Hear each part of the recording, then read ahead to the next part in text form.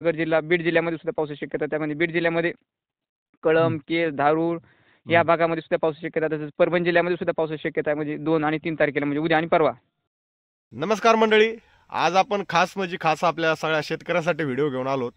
तर ह्या 2 दिवसात तुम्हाला थंडी कमी जाणवली असेल, तर ह्या थंडीचं कमी काय जाणवलंय, का जाणवली, यावर आपण हवामान अभ्यासक माऊली भाऊ चिकणे यांना आज कॉल करून सविस्तर बोलणार आहोत. नेमकी पाऊस आहे की नाही, काय म्हणतात काय नाही.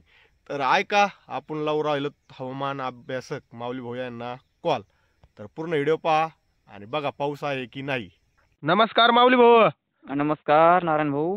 काय म्हणलं, लय दिवसाचा अपडेट नाही घेतलं, काय नाही, थंडी कमी झाली. हां, थंडी आता हे कालपासून थंडी कमी झालेली आहे. कालपासून तर 5 तारखेपर्यंत थंडी कमी राहील. आणि तुम्ही परत अपडेट दिलंय पावसाचं. काय आहे, पाऊस आहे काय, परत शेतकऱ्याला धोका देतो काय? हां, पावसाची शक्यता आहे. त्यामध्ये पश्चिम महाराष्ट्रामध्ये जास्त आहे त्यामध्ये. पश्चिम महाराष्ट्रामध्ये सांगली, सातारा, कोकणाचा भाग सुद्धा आहे. आणि सांगली, पुणे, सातारा, सांगली, सातारा, पुणे, पुणे, कोल्हापूर, कोल्हापूर, सोलापूर सोलापूर. या जिल्ह्यामध्ये बऱ्याच ठिकाणी पावसाची शक्यता पाहणार आहे भाऊ. असं का? त्याच्यामुळेच हे थंडीचं आणि धुरकाट वातावरण झालंय माऊली भाऊ इकडं. हो, हे फेंजेल चक्रीवादळ जे आहे तामिळनाडूमध्ये धडकलेले सध्या ते. त्याचा परिणाम आहे आपल्याला ह्या राज्यामध्ये. चक्रीवादळ कोणतं चक्रीवादळ आहे काय? फेंजेल. असं आहे. आपल्या इकडे काही हां. झटका आहे का त्याचा, काही फाटका?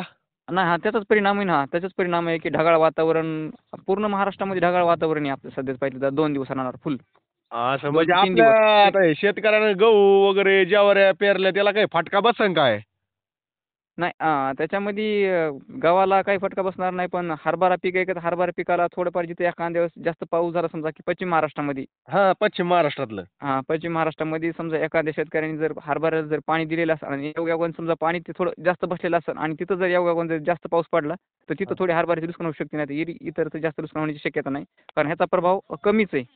असं प्रभाव हां, कमी आहे बुवा. पाऊस ह्याच्यामध्ये जास्त नाही पाऊस.